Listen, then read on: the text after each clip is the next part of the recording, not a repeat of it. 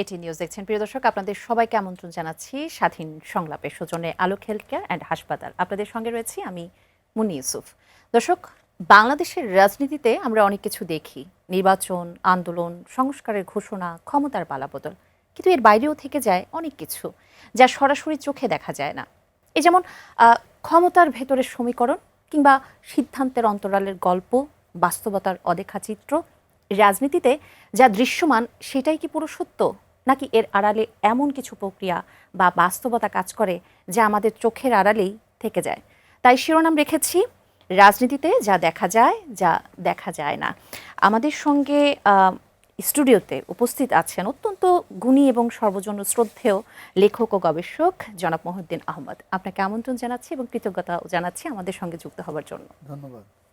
সংরক্ষিত নারী আসনে প্রার্থী ঘোষণা বিএনপি, জামাত ও এনসিপির। সাথে সাথে আমি আপনার একটি লেখার কোট করতে চাই, সেটি হলো, আপনি বলেছেন বাংলাদেশের জাতীয় সংসদে নারী সংসদ সদস্য যে প্রক্রিয়া নির্বাচিত হয় তাতে প্রকৃত অর্থে নারীর ক্ষমতায়ন নিশ্চিত হয় না।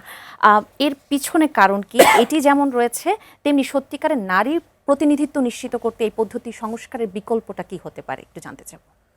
না, আমরা যে পদ্ধতিতে সংরক্ষিত আসনে নারীদেরকে সংসদে আনি, তারা তো নারী সমাজের প্রতিনিধিত্ব করেন না, কারণ নারীরা তাদেরকে ভোট দিয়ে সংসদে পাঠান না। তারা জনপ্রতিনিধি নন, তারা হচ্ছে দলীয় বিবেচনায় দলের নেতাদের বদান্যতায় তারা সেখানে যান।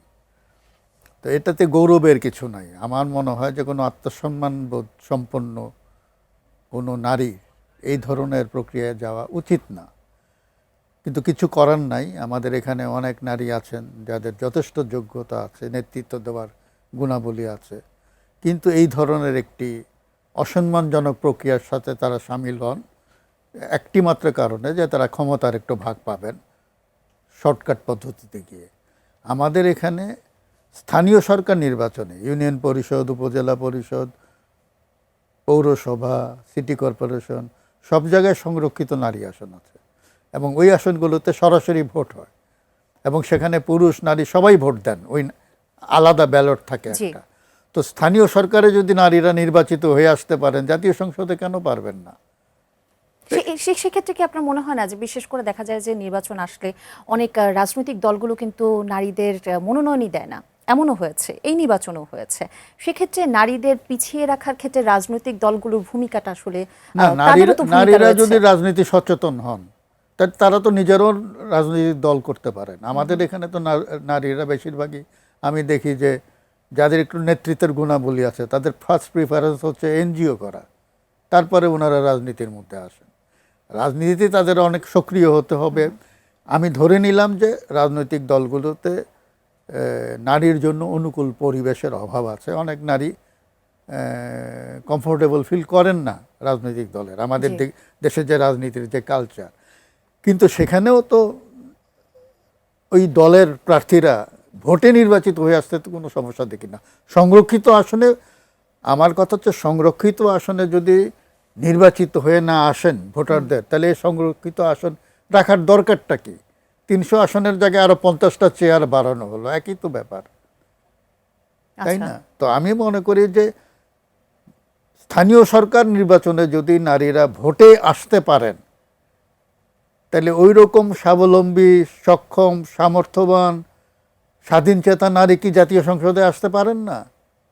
সেখানে রাজনৈতিক দলগুলোর ভূমিকা কেমন হওয়া উচিত, এই প্রশ্নটি আমি বারবারই রাখছি। কারণ হলো যে রাজনৈতিক দলগুলো মনোনয়ন ক্ষেত্রেও কিন্তু মনোনয়ন দেবার ক্ষেত্রেও নারীদেরকে পিছিয়ে রাখে, আমরা এটা দেখেছি। না, রাজনৈতিক দলগুলো তো আমাদের এখানে কাজ করে একটা সিন্ডিকেটের মতন।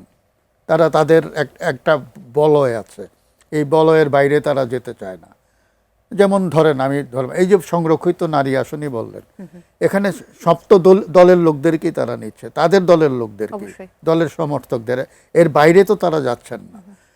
একে তো কথা হচ্ছে যে এরা নির্বাচিত জনপ্রতিনিধি নন এই নারীরা, কিন্তু তাদের সবাইকে, আমাদেরকে কিন্তু ট্যাক্সের পয়সায় বেতন ভাতা দিয়ে পুষতে হবে এই নারীদেরকে। পুরুষদেরও হচ্ছে, এরা অনেকেই অকর্মণ্য, কোনো কাজের না, তারপরও ধরে নিতে পারেন যে এরা তো ভোটে নির্বাচিত হয়ে আসছেন, কিন্তু এই 50 জন তো ভোটে নির্বাচিত না, জনগণের ভোটে না। তো সুতরাং পার্লামেন্টারি সিস্টেমে সংসদে শুধু জনপ্রতিনিধিরাই যাবেন, এই রিয়েলাইজেশনটা যদি আমাদের মধ্যে না আসে, কোটা আচ্ছা ঠিক আছে ধরে নিলাম যে বর্তমান প্রক্রিয়ায় নারীদের পক্ষে যথেষ্ট সংখ্যক আসতে পারে না, একটা কোটা তো হতেই পারে যে 300 আসনের মধ্যে 150 পুরুষ হবে, 150 নারী হবে, প্রত্যেক কনস্টিটিউয়েন্সি থেকে একজন পুরুষ একজন নারী তারা ভোটে জিতে আসবেন, সেটা করে নেওয়া যায়। কিন্তু ওইটা ওইটুকু চিন্তা করার মতন ইচ্ছা, দৃঢ়তা, সৎ সাহস এটা আমাদের রাজনীতিবিদদের নাই। এই যে গতানুগতিকভাবে চলে আসছে, অথচ পাকিস্তান আমলে এই যে সংরক্ষিত নারী আসন যেটা ছিল, এই যে 54 সালের নির্বাচন বা 62 সালে হয়েছে, তারা কিন্তু ভোটে আসতেন। তা আমরা আরও পিছিয়ে গেছি। এখন যে সিস্টেমটা, এই সিস্টেমটা 1970 সালে ইয়াহিয়া খান চালু করেছিল, যে সংসদ সদস্য যারা হবে নির্বাচিত তারা নিজেরা ওই সংসদের মধ্যে ঠিক করে নেবেন দলগুলো কারা নারী হবেন। ইয়াহিয়া খানের নীতিটাই আমরা অনুসরণ করে যাচ্ছি এখন পর্যন্ত। বরঞ্চ আমরা আর আমরা মুখে বলি কি আমরা স্বাধীন হয়েছি মুক্তিযুদ্ধ করে, সমস্ত বাগাড়ম্বর। আমি একটু আসল বিষয়ে আসি, সেটা হলো যে রাজনীতিতে যা দেখা যায় যা দেখা যায় না সেটি তো আমরা শিরোনাম রেখেছি।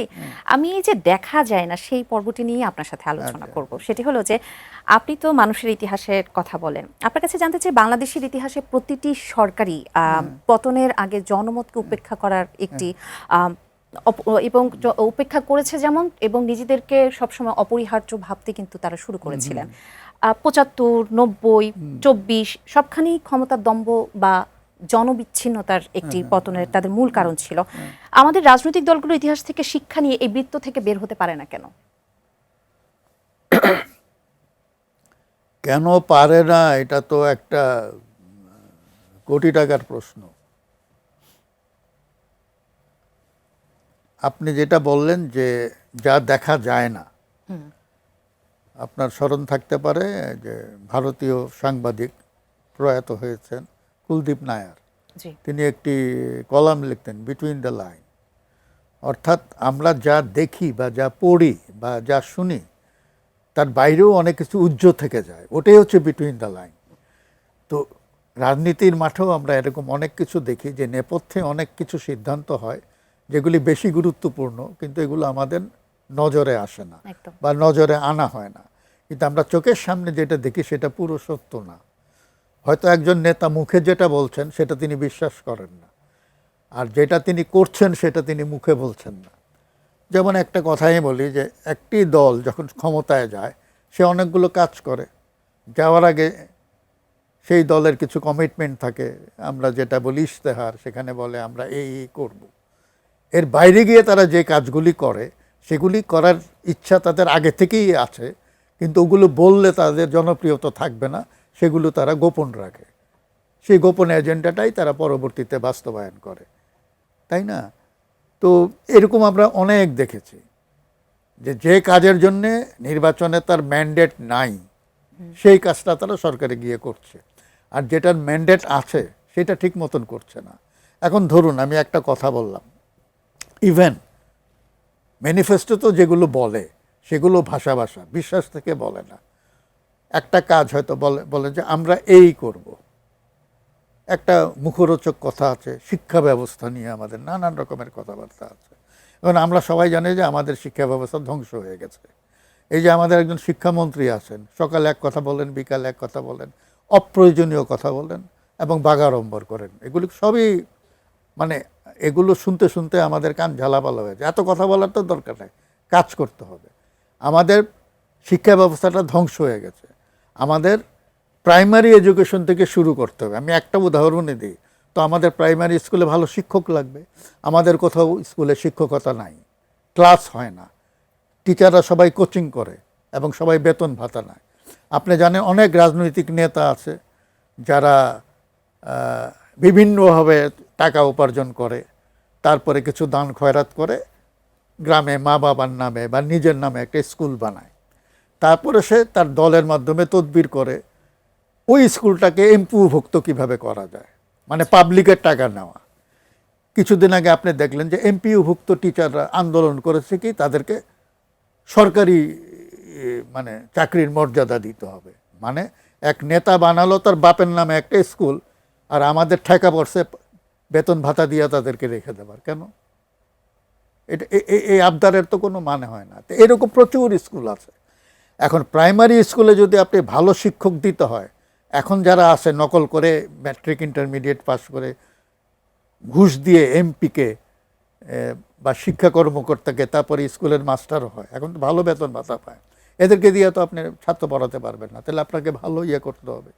আমি তো মনে করি প্রাইমারি স্কুল থেকে পাবলিক সার্ভিস কমিশনের মাধ্যমে আসা উচিত, প্রতিযোগিতামূলক পরীক্ষা দিয়ে। ভালো শিক্ষক দিতে হবে। হ্যাঁ, দিতে হবে।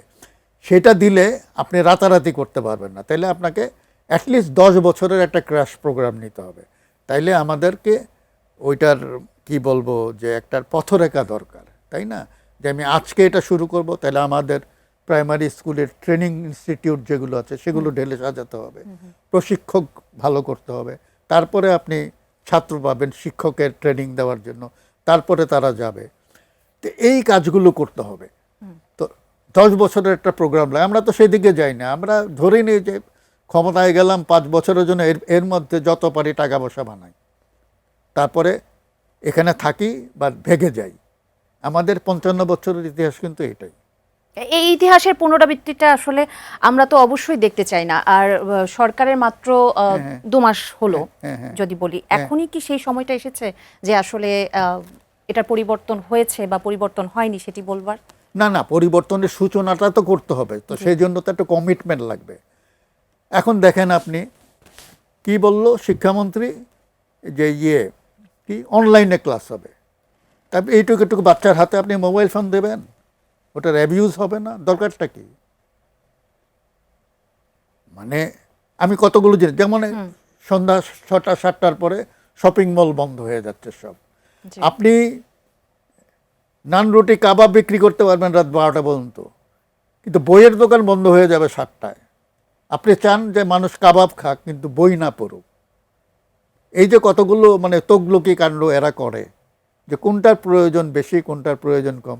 এই প্রয়োজনটা কোনটার বেশি? আপনি যেমন বলেছিলেন এই মন্ত্রিসভা গঠনের পরপরই আপনি লিখেছিলেন যে এই মন্ত্রিসভার সামনে অনেকগুলো চ্যালেঞ্জ রয়েছে, অনেক বড় বড় সব চ্যালেঞ্জ রয়েছে। এই চ্যালেঞ্জগুলো যদি মোটা দাগে আমরা বলি তাহলে কি কি? না, একটা তো চ্যালেঞ্জ হচ্ছে যে আমাদের যে বিপর্যস্ত অর্থনীতি সেটা পুনরুদ্ধার করা, মানুষের মধ্যে সরকারের প্রতি আস্থা ফিরিয়ে আনা, যে আস্থাটা নাই। আর হচ্ছে ল অ্যান্ড অর্ডার রেস্টোর করা। আচ্ছা, এখন আমরা যে কথাই বলি যে এর আগে ওই যে আমাদের যিনি অন্তর্বর্তী সরকারের প্রধান উপদেষ্টা ছিলেন অধ্যাপক মোহাম্মদ ইউনুস, উনি 3-0 কথা বলতেন। হ্যাঁ, তো 3-0 আমরা যেটা দেখলাম বাংলাদেশে, 0 growth, 0 employment and 0 law and order, এই তিনটা তিনি করে গেছেন। এর বাইরে কিন্তু আমরা তেমন কিছু দেখি নাই, আর শুধু বাগাড়ম্বর দেখেছি। তো আমার মনে হয় যে বিএনপি এখন সরকারে আছে, বিরোধী দলে আছে জামাতে ইসলামী, তারা দুটোই পুরনো দল, পোড় খাওয়া দল, অনেক অভিজ্ঞতা আছে তাদেরকে নিয়ে নানান জনের নানান রকমের রিজার্ভেশনস প্রেজুডিসেস আছে। তারপরে আমি বলবো যে দল দুটো অভিজ্ঞ এবং তারা আগে সরকার পরিচালনা করেছে। বিএনপি এবং জামাত তারা পরস্পরের পার্টনার হিসেবেও তো সরকারে ছিল এক সময়, সুতরাং তারা জানে রাষ্ট্র কীভাবে চালাতে হয়। তারা যদি চায় ভালোভাবে চালাতে তাহলে সেটা করতে পারে। তো এখন কথা হচ্ছে যে এই জিনিসগুলো, অর্থনীতি পুনরুদ্ধার করা, আপনার ল অ্যান্ড অর্ডার রেস্টোর করা, এই জিনিসগুলো, এবং অর্থনীতি পুনরুদ্ধার করতে হলে ওর সাথেও আনুষঙ্গিক হচ্ছে যে কর্মসংস্থান। ছেলেপেলেরা চাকরি পাচ্ছে না, এই ভূমধ্যসাগরে গিয়ে ডুবে মরছে, তো কেন সেখানে যেতে হবে? তো চাকরির সৃষ্টি করতে হলে সরকার তো সবাইকে দিবে না, তো সরকারি চাকরি পাবে 1% কর্মক্ষম যে জনশক্তি আমাদের, তারা 1%ও তো সরকারি চাকরিতে যাবে না, তো বাকিরা তো প্রাইভেট সেক্টরে আসবে। তা প্রাইভেট সেক্টরে তো বিনিয়োগ না হলে হবে না, তো এখানে তো বিনিয়োগ হচ্ছে না। আমরা কথায় কথা বলি বিদেশি বিনিয়োগ, আরে দেশে বিনিয়োগই তো হচ্ছে না। চাঁদাবাজদের জন্য এবং যে আমাদের যে কি বলে যে লাল ফিতা, যে ইউটিলিটি সার্ভিসগুলো পেতে যে কি কষ্ট হয় এটা তো ব্যবসায়ীরাই জানেন। তো এগুলো ঠিক না হলে তো বিনিয়োগ হবে না, কেউ বিনিয়োগ করবে না। আমি যদি আপনি কর্মসংস্থানের কথা বললেন তো, অধ্যাপক আনু মোহাম্মদ অন্তর্বর্তী সরকারের সময় যুক্তরাষ্ট্রের সাথে স্বাক্ষরিত যে বাণিজ্য চুক্তি সেটিকে দাসখত আখ্যা দিয়ে তিনি বাতিলের দাবি জানিয়েছেন এবং তার মতে এটি আমাদের অর্থনীতি ও কর্মসংস্থানকে পঙ্গু করে দেবে। আপনার বিশ্লেষণে এই আশঙ্কা কতটা বাস্তবসম্মত এবং জাতীয় স্বার্থ রক্ষায় এই ধরনের চুক্তিতে আসলে স্বচ্ছতা কিভাবে নিশ্চিত করা না, যায়? এই চুক্তিটার ডিটেলস তো জানি না, এটা তো প্রকাশ করা হয় নাই, পরবর্তীতে জি, এবং এটা নিয়ে সংসদে কোনো আলোচনা হচ্ছে না। সংসদে তো এটা নিয়ে আলোচনা হবে। আনু মোহাম্মদ একটা কথা বলেছেন, ভালো কথা, আমাদের এখানে অনেকে অনেক কিছু বলেন। আমি চাই এটা নিয়ে জনপ্রতিনিধিরা সংসদে আলোচনা করুক, ডিবেট হোক সেখানে। আমি জানি এখানে আমাদের দেশ নানানভাবে যুক্তরাষ্ট্রের উপর নির্ভরশীল। আমাদের এখানে যুক্তরাষ্ট্র হচ্ছে আমাদের যে গার্মেন্টস প্রোডাক্ট তার সবচেয়ে বড় বায়ার সম্ভবত, এবং আরও অনেক ক্ষেত্রেই তারা। সুতরাং আমাদের দেশটা কোনো সরকারই আমেরিকাকে চটাতে চায় না, এই হলো ব্যাপারটা। এখন এখানে বসে আমরা বিপ্লবী কথা অনেক বলতে পারি, কিন্তু আমেরিকানরা যদি আমাদের উপর চটে যায় তাহলে আমাদের অর্থনীতির অবস্থা খুব খারাপ হবে।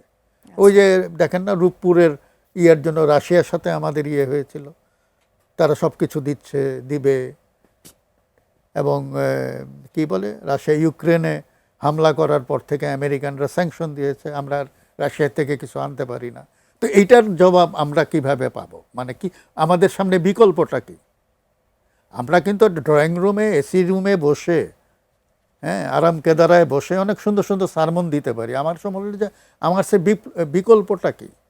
আমি আমেরিকাকে চটাবো না। আবার এদিকে সমস্যা হচ্ছে যে মধ্যপ্রাচ্যের সবগুলো দেশ হচ্ছে আমেরিকার প্রতি অনুগত, এবং সেখানে আমাদের লাখ লাখ লোক কাজ করে। তো বিকল্পটা কি?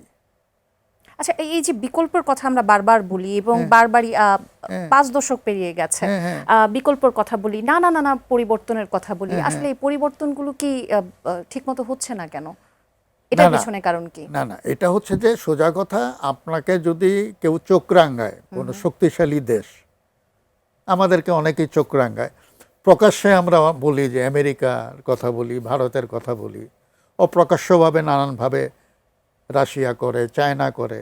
এই যে কি বলে, রোহিঙ্গা ইস্যুতে ভারত, রাশিয়া, চায়না সব এক কাট্টা, তাদের যার যার স্বার্থে, তাই না? তো সুতরাং প্রত্যেকেই তার জাতীয় স্বার্থে অ্যাক্ট করে। এখন কথা হচ্ছে তাদের চোখের দিকে তাকিয়ে কথা বলার মতন সাহস অর্জন করতে হলে আমাদেরকে দুইটা জিনিস করতে হবে। আমাদের অর্থনীতিটা শক্তিশালী করতে হবে, যাতে আমরা অন্যের চোখ রাঙানিতে আমরা যাতে ধসে না পড়ি। সক্ষমতা অর্জন, অর্থনৈতিক সক্ষমতা। তো আরেকটা হচ্ছে সামরিক সক্ষমতা। এটা যদি থাকে আমাদের, আর সামরিক সক্ষমতা মানে যে আপনার এই যে মিলিটারির মধ্যে 1 লাখ আছে সেটা বাড়ায় 2 লাখ করলে হবে না, বেতন দিয়ে এদেরকে পুষতে হবে, এরা কোনোদিন যুদ্ধ করবে না। আমাদের ইতিহাসে নাই, আমাদের দেশের এই অঞ্চলের এবং পাকিস্তানেও আমরা দেখেছি, তাদের যুদ্ধটা হয় জনগণের বিরুদ্ধে সবসময়ই। কেন আপনি সমস্ত বিশ্ববিদ্যালয়ের গ্র্যাজুয়েশন প্রোগ্রামে মিলিটারি ট্রেনিং কম্পালসারি করে দেন, 1 বছরের ট্রেনিং করবেন? বহু দেশে এটা আছে। আমি এক সময় দক্ষিণ কোরিয়াতে মাস্টারি করতাম, যে ইউনিভার্সিটিতে, সেখানকার ছাত্ররা যেত 1 সেমিস্টার ক্লাস করে, তারপরে ট্রেনিংয়ে যেত, কিছু ট্রেনিং করে আবার এসে আরেক সেমিস্টার করতো, আবার যেত। তার জন্য আপনার খুব বড় স্ট্যান্ডিং আর্মি রাখতে হয় না। স্ট্যান্ডিং আর্মি তো একটা শ্বেত হস্তি, প্রচুর টাকা লাগে এটার পেছনে। কিন্তু আপনি ক্রিটিক্যাল মোমেন্টে আপনি যদি কল করেন, আপনি 1 কোটি মানে প্রশিক্ষিত তরুণ পেয়ে যাবেন যারা। তো আমরা সেটাকে করি না, আমরা করি কি, একটা বন্দোবস্ত করে দেখেছি সেনানিবাস নির্ভর সেনাবাহিনী। এটা আমাদের অর্থনীতির সেখানে আসলে আমাদের সক্ষমতাটা বাড়াতে হবে। আর এই সেনাবাহিনী দিয়ে তো আপনি কার সাথে যুদ্ধ করবেন? আমেরিকার সঙ্গে যুদ্ধ করতে পারবেন? আমাদের ওই যে এবার 16ই ডিসেম্বরে আমরা যে ডিসপ্লে দেখলাম আমাদের সামরিক সক্ষমতা, দেখছেন তো? ওই সূত্রাপুর থেকে মিসাইল ছুড়লে উত্তরা পর্যন্ত যেতে পারবে না। এগুলো হাস্যকর ব্যাপার তো। কিন্তু আপনি কি ওই মিসাইল কিনতে পারবেন? প্রচুর টাকা লাগে। তো সেই টাকার জন্য আমাদের কি করতে, অর্থনৈতিক সক্ষমতা লাগে। আমাদের অর্থনীতি মজবুত হলেই তো আমরা সেটা করতে পারবো। তারপরে আমরা করতে পারি পাকিস্তানের মতন দেউলিয়া একটা দেশ হবে, মিলিটারি হবে শক্তিশালী, দেশ হবে দেউলিয়া। আমরা এই বিষয়ে আর একটু আলোচনা করব। দর্শক, ফোনে একজন দর্শক আছেন। জি দর্শক, আপনার নাম বলে প্রশ্নটি রাখুন। আসসালামু আলাইকুম। ওয়ালাইকুম আসসালাম। জি বলুন। আমার নাম মনির হায়দার। জি বলুন। আমার প্রশ্নটা হচ্ছে জনাব মহিউদ্দিন সাহেবের কাছে। এখানে একটা সরকার 5 বছরের জন্য আসে, এটা একটা টেস্ট ম্যাচের মতো।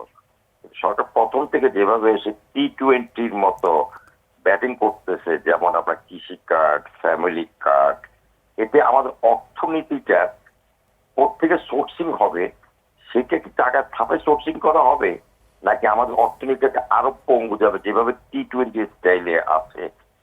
এটার জন্য ভবিষ্যৎ অর্থনীতিটাকে আরো ক্ষতি করবে কিনা, কিংবা আমাদের এই ফাইন্যান্স গুলো আসবে কোথেকে, সেটা কিন্তু কোনো ব্যাখ্যা নাই। যদি মহিউদ্দিন সাহেব একটু বলে খুশি হতাম। আমি যদি একটু যুক্ত করে দিই আরেকটি প্রশ্ন, যে সরকারের পক্ষ থেকে বলা হচ্ছে মাত্র 2 মাসে 7টি গুরুত্বপূর্ণ পদক্ষেপ বাস্তবায়ন করে একটি শক্তিশালী সূচনা তৈরি হয়েছে, যা সামাজিক সুরক্ষা, কর্মসংস্থান, বিনিয়োগে ইতিবাচক প্রভাব ফেলবে বা পরিবর্তনের ইঙ্গিত দিচ্ছে। মাত্র 60 দিন সরকারের বয়স যদি বলি, এখনই কি আসলে সমালোচনা করার সময় এসেছে? না, সমালোচনা তো আলোচনা সমালোচনা হবে, এটা হবে। 2 মাস সময় এমন কিছু না, কিন্তু সূচনা থেকেই অনেক কিছু বোঝা যায়। তো সুতরাং কিছু কিছু সমালোচনা আছে আমি মনে করি অযৌক্তিক, আর কিছু আছে ভ্যালিড। এখন ওই যে যিনি প্রশ্ন করলেন, জি, হ্যাঁ, মানে এটার ফাইন্যান্সিং কিভাবে হবে এই কর্মসূচিগুলির, তো এটার ফাইন্যান্সিং কিভাবে, এটার তো জবাব সরকার দিবে, তাই না? তারা হয়তো রিলোকেট করবে এক প্রোগ্রাম থেকে আরেক প্রোগ্রামে, তাই না? হয়তো করছে। ইতিমধ্যে কিছু আমাদের কিছু সামাজিক সুরক্ষা কর্মসূচি সরকারের ছিল, শুরু থেকেই ছিল, জি, সেগুলো একটু টিয়ে করবে। এখানে মূল প্রশ্নটা এটা না, মূল প্রশ্নটা হচ্ছে যে ঠিক জায়গা মতন এগুলো যাচ্ছে কিনা, মানে সঠিক জায়গায় এটা যাচ্ছে কিনা, নাকি শুধু চেনা মুখ দল। কারণ এগুলো ডিস্ট্রিবিউশনটা কিন্তু হয় লোকাল লেভেল, দলের নেতারা এটা করে, ইউনিয়ন পরিষদ, উপজেলা লেভেলে এরা তাদের নিজস্ব যে বলয় আছে তার বাইরে এটা যেতে চায় না। আমরা একসময় শুনতাম যে চেয়ারম্যানের স্ত্রী বিধবা ভাতা পায়, তাই না? তার শালী দুস্থ ভাতা পায়, এইরকম আছে। তো এগুলি যদি হয় তাহলে তো সমস্যা। ওই যে আশ্রয়ন প্রকল্প ছিল না, জি, ওই যে অনেকেই গৃহহীনরা ঘর পাবে এরকম, তো অনেকেই এরকম ঘর দলীয় বিবেচনায় পেয়েছে, পেয়ে আবার সেই ঘর বিক্রি করে দিয়েছে। তো এরকম তো হচ্ছে আমাদের এখানে। তো রাষ্ট্রের মাধ্যমে এই যে সুযোগ সুবিধা বেলানো, প্যাট্রোনেজ ডিস্ট্রিবিউশন আমরা যেটাকে বলি, এইটার অনেক অ্যাবিউজ হয়। তো সুতরাং সবচেয়ে ভালো হচ্ছে এগুলো না করা, করার চাইতে না করা। আমরা যদি বাজার পরিস্থিতিটাকে স্বাভাবিক করতে পারি আর কর্মসংস্থানের ব্যবস্থা করতে পারি, তাইলে তো দারিদ্র অনেকটা দূর হয়ে যায়। তো আমাদের তো রিলিফ দিয়ে, আর এগুলো তো হচ্ছে ভর্তুকি। মনে করেন একটা গরিব কৃষক, সেও যখন কোনো কিছু কেনে সে তো ভ্যাট দেয়, সেও তো ট্যাক্স দিচ্ছে। তো সে এই যে তার টাকাটা কোথায় কাজে লাগছে, অনেক জায়গায় আছে সে তার ভর্তুকি আরেকজন খাচ্ছে, যেহেতু হয়তো তার কোনো উপকারই লাগছে না। তা আমি মনে করি যে রাষ্ট্রের মাধ্যমে এই ধরনের যত কম যাবে ততই ভালো। আর কর্মসংস্থানের জন্য বিনিয়োগের পরিবেশ তৈরি করা।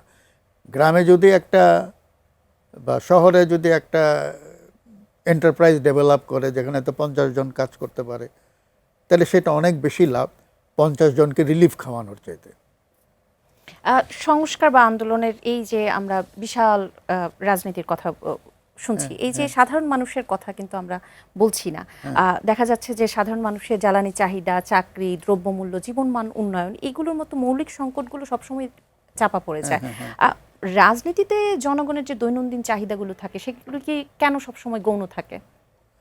কারণ আমাদের দেশে যারা রাজনীতি করে তারা ওই যেটাকে বলে মুখরোচক শব্দ বাগাড়ম্বর করতে বেশি পছন্দ করেন।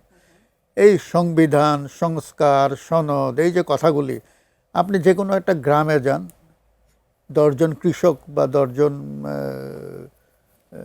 মজুরকে জিজ্ঞেস করেন, ও তো এগুলির অর্থই বুঝবে না, তার কাছে এগুলি ইরেলেভেন্ট, অপ্রাসঙ্গিক। তো তার জন্য যেই জিনিসগুলো প্রাসঙ্গিক সেগুলো কিন্তু আমরা আলোচনায় আনি না, আমরা এই সমস্ত শব্দ নিয়ে মারামারি করি। একসময় আমাদের দেশে 2 ধরনের রাজনীতি আছে। একটা হইল সমস্ত যারা ইসলাম পছন্দ পার্টি বলে একটা গ্রুপকে আমরা বলতাম পাকিস্তান আমলে, যারা খালি ইসলাম ইসলাম করতো, সবসময় বলতো ইসলাম বিপন্ন, হ্যাঁ, ইসলাম খাতরে মে হায়, এটা তারা বলতো। তো মনে হচ্ছে যে আল্লাহ কর্তৃক নাজিলকৃত এই লোকগুলো তারাই হচ্ছে ইসলামের রক্ষক। দেখবেন যে মুসলমানদের মধ্যে ৭৩টা ফেরকা আমরা বলি, দল উপদল গোষ্ঠী, একটা আরেকটাকে বলে মুরতাদ কাফের, এদের মধ্যেই মারামারি, শব্দ নিয়ে তারা মারামারি করে। আরেক দিকে আছে আমাদের দেশের এই মৌলবাদী কমিউনিস্টরা, তারাও শব্দ নিয়ে মারামারি করে, এবং শব্দ নিয়ে মারামারি করতে গিয়ে তারা একটার পর একটা পার্টি ভাঙে, তারপর আবার একটা ঐক্য প্রক্রিয়া শুরু করে, তারপর সেটা আবার ভাঙে। তো তাদের মধ্যে দেখবেন যে ৪০-৫০টা ফেরকা, এই শব্দ নিয়ে মারামারি। তো আমাদের এখানেও কিন্তু ইদানিং আমরা এই শব্দ নিয়ে মারামারি করি। সংশোধন না সংস্কার, আরে দুটোই তো এক।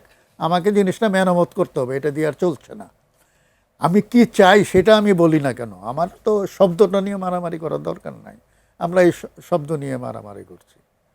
এইরকমই। আপনি আপনি কি মনে করছেন আসলে শব্দগত পার্থক্যটাই এখানে মূল কারণ, না এর পিছনে অন্য কোনো কারণ আছে? না না, আমরা তো অনৈক্যের কারণটা কি আসলে? না, একটা তো আছে যে রাজনীতিটা ভিন্ন, তো সুতরাং ভিন্ন রাজনীতির কারণে আমি আমার প্রতিপক্ষের উপর চড়াও হব, তার সমালোচনা করব, এটাই হচ্ছে আমাদের দেশের সহজাত মানে আমরা যেটাকে বলি ওয়েস্টমিনস্টার টাইপের পার্লামেন্টারি ডেমোক্রেসি, সেটা তো আমাদের এখানে ফাংশন করে না। আমরা 3টা জিনিস বিদেশ থেকে এনেছি, মানে এই বাংলার বাইরে থেকে এসেছে। একটা হচ্ছে গণতন্ত্র, একটা হচ্ছে ইসলাম, আর একটা হচ্ছে কমিউনিজম। 3টাই আমাদের বদহজম হয়ে গেছে, কোনটাই হচ্ছে না। সবাই দেখবেন যে এগুলো নিয়েই মারামারি করে, আমরা আত্মস্থ করতে পারি নাই। পার্লামেন্টারি ডেমোক্রেসির আমাদের এখানে ফাংশন করে না। সত্যিকারের পার্লামেন্টারি ডেমোক্রেসি যেটা আমরা যেটাকে অনুকরণ করব বলে ধরে নিয়েছে, বা আমাদের দেশে যেটা চালু করেছিল ইংরেজরা, ব্রিটিশ মডেলটা, সেখানে ট্রেজারি বেঞ্চ এবং অপোজিশন বেঞ্চ দুইটাই পার্ট অফ দ্য গভর্নমেন্ট, তাই না? আর আমাদের এখানে বিপরীত, এখানে ট্রেজারি বেঞ্চ হচ্ছে রাষ্ট্র, আর অপোজিশন বেঞ্চ হচ্ছে সব কিছুতে না বলা।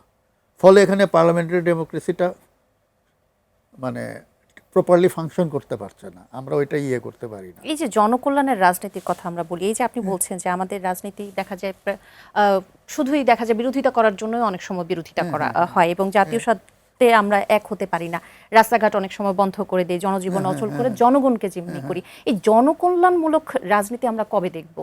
এখানে 3টা জিনিস আছে। একটা হচ্ছে যারা সরকারে যায় তাদের সব কিছু দখল করার মানসিকতা থাকে, সব জায়গায় আমার লোক থাকতে হবে। আর একটা হচ্ছে যারা বিরোধী দলে যায় তাদের সব কিছুতেই না বলতে হবে। ঠিক আছে, দুইটাই কিন্তু এক্সট্রিম পজিশন। আর জনকল্যাণ, আমি তো সব জায়গায় দেখি আত্মকল্যাণ, জনগণের কথা বলছি। আপনি দেখবেন যে অনেকে বক্তৃতা বলে না, জনগণ এটা চাচ্ছে, নো, সে আসলে মনে মনে বলছে আমি এটা চাই। কিন্তু আমি এটা চাই এটা তো মুখে বলা যায় না, ওই যে আপনি বললেন ওই বিটুইন দ্য লাইন, তো তখন সে বলে জনগণ এটা চায়। জনগণ হয়তো এটা নিয়ে মাথায় ঘামায় না, কিন্তু আমি জনগণের নামে চালাই দিলাম আমার দলীয় বা আমার ব্যক্তি ইচ্ছাটাকে। তো এরকম হয় আর কি। আমরা গোলকধাঁধার কথা বলি, বৈষম্যহীন রাষ্ট্রের স্বপ্ন দেখি আমরা সব সময়।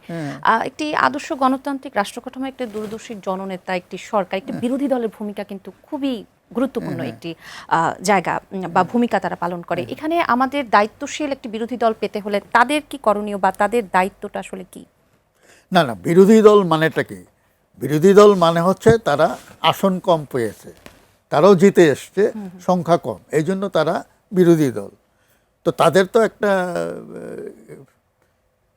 অ্যাম্বিশন থাকবে, গোল থাকবে যে আজকে তারা বিরোধী দল, এরপরে নির্বাচনে তারা জয়ী হয়ে তারা সরকার গঠন করবে। তো সরকার গঠন করতে হলে, রাষ্ট্র চালাতে হলে যে টেম্পারামেন্ট দরকার, যে প্র্যাকটিসেস দরকার, সেইগুলি তো বিরোধী দলে থাকলেও তাকে সেগুলি আয়ত্ত করতে হবে, তাই না? কারণ তাকে সবসময় ভাবতে হবে আজকে আমি বিরোধী দলে আছি, কালকে আমি সরকারে যাব। আর আজকে আমি যে আচরণগুলো করছি, এখন যারা সরকারে আছে তারা পছন্দ করছে না, ওই সরকারে যারা আছে তারা যখন পরবর্তীতে বিরোধী দলে যাবে তারাও একই কাজই করবে। এবং আমরা এখানে 91 সাল থেকে শুরু করে 2024 পর্যন্ত এইটাই দেখে আসছি, এই পলিটিক্সটা। মানে আমাদের এখানে সংসদটা কার্যকর হয় নাই, ফাংশন করে নাই। লাগাতার অসহযোগ, একদিকে দখল করার মানসিকতা, আরেকদিকে না না না না, সংসদ বর্জন, বয়কট, এগুলি তো চলে আসছে। এগুলি দেখতে দেখতে আমরা এই জিনিসটার চাই না। আর কথায় কথায় রাজনীতিটাকে রাস্তায় নিয়ে যাওয়া, রাজপথেই মীমাংসা হবে, রাজপথে দেখা হবে, এগুলো হচ্ছে ফাজলামো, পাবলিক নুইসেন্স। আপনার একটা দাবি আছে, আপনি শাহবাগের মোড় অবরোধ করে লাখ লাখ মানুষকে কষ্ট দিলেন, this is simply nuisance, criminal offence আমি মনে করি। দিনের পর দিন এটা চলতে পারে না, এটা রাজনীতি না। নাহিদ ইসলাম একটি কথা বলেছেন যে ফ্যাসিজমে অংশগ্রহণকারী, গণহত্যায় অংশগ্রহণকারী, চাঁদাবাজ, দুর্নীতির অভিযোগে অভিযুক্ত বাদে অতীতে ছাত্রদল, ছাত্রলীগ বা ছাত্র শিবির করলেও তারা এনসিপিতে যোগ দিতে পারবেন। এই যে রাজনৈতিক বিরোধ ছাপিয়ে সার্বজনীন যে একটি আহ্বান করা হচ্ছে, এটি কি রাজনীতিতে সহনশীলতার কোনো সূচনা দেখছেন আপনি? না, সহনশীলতা আমি কিনা জানি না, কারণ কথা হচ্ছে যে এখানে প্রত্যেকটা দল কিন্তু প্রতিপক্ষকে ফ্যাসিস্ট বলে, সুতরাং এখানে সবগুলি দলই সেই অংশে ফ্যাসিস্ট। আওয়ামী লীগ বলতে বিএনপিকে ফ্যাসিস্ট, আওয়ামী লীগ বিএনপি মিলে বলতেছে জামাত ফ্যাসিস্ট, জামাত বলতেছে আওয়ামী লীগ ফ্যাসিস্ট, এখন বলতেছে বিএনপিও তাদের চোখে ফ্যাসিস্ট। তো ফ্যাসিস্ট কে না বলা তো মুশকিল। তো সেই জন্য আমি বলি যে ফ্যাসিজমের এলিমেন্ট সবার মধ্যে কম বেশি আছে। আমি আমার ইচ্ছা, আমার ব্যক্তিগত বা আমার দলীয় বা আমার গোষ্ঠীগত ইচ্ছাটা অন্যের উপর চাপিয়ে দেব, এটাকেই আমরা ফ্যাসিজম বলি। এটা আমরা কম বেশি সবাই করি। যার ক্ষমতা কম সে কম ফ্যাসিজম দেখায়, যার ক্ষমতা বেশি সে বেশি ফ্যাসিজম দেখায়। এই যে 10 জন লোক শাহবাগের মোড় আটকে যে একটা শহর অচল করে দেয়, এই 10 জন তো ফ্যাসিস্ট। আমি রাস্তা দিয়ে যাব, অফিসে যাব, আমার পরিবারের একজন হাসপাতালে যাবে, তাকে হাসপাতালে ভর্তি করতে যাব, আমার সন্তান স্কুলে যাবে, তুমি বাবু কে হে রাস্তা আটকে আমাকে বাধা দাও, তোমার দাবি দেওয়া আছে সেটা এই রাস্তায় আমাকে বাধা দিয়ে কেন, আমি তো তোমার শত্রু না। ওটা হচ্ছে ফ্যাসিজম। এই ফ্যাসিজমটা আমরা সবাই লালন করি এবং সব দলের পোলাপানি এই স্লোগানটা দেয়, রাজপথ ছাড়ি নাই, বলে কি না জানি কত জঙ্গি স্লোগান, হ্যাঁ, বিপ্লবী স্লোগান। আমরা এই আলোচনা ওটা হচ্ছে একেবারে টোটালি পাবলিক নুইসেন্স। আমি মবের কথা বলতে চাই এবং এই যে ট্যাগিংয়ের রাজনীতি, এটা নিয়ে আমি একটু কথা বলতে চাই। যে 1971 সালের পর রাজাকার, 2024-এর পর ফ্যাসিস্টের দোসর, এই যে ভিন্নমত দমনে এই যে ট্যাগ দেওয়া হয় বা মব জাস্টিসের নামে যে মব ভায়োলেন্সগুলো করা হয়, এগুলো কি আমাদের মজ্জাগত স্বভাব, বা আমরা কি প্রমাণ করি যে জাতি হিসেবে আমরা অসহিষ্ণু ও সহিংস? আমাদের এখানে একজন ইংরেজ রাজকর্মচারী ছিলেন, ম্যাকলে। তিনি বাঙালিদের সম্বন্ধে একটা মন্তব্য করেছিলেন যে এরা হচ্ছে হিংসুটে, মিথ্যাবাদী, প্রতিহিংসাপরায়ণ এবং সম্ভবত চোর, এই জাতীয়। তো এটা তো 150-200 বছর আগের কথা। আমার তো মনে হয় তিনি খারাপ কিছু বলেন নাই, আসলেও তো আমরা তাই। বাঙালি, এই অঞ্চলের বাঙালি, মানে এটা জনগোষ্ঠী হিসেবে, আমরা জাতি বলে মানে আমি জাতি হয়ে উঠতে পারি নাই। আমরা জাতি মানে এক ভাষায় কথা বললেই জাতি হয় না।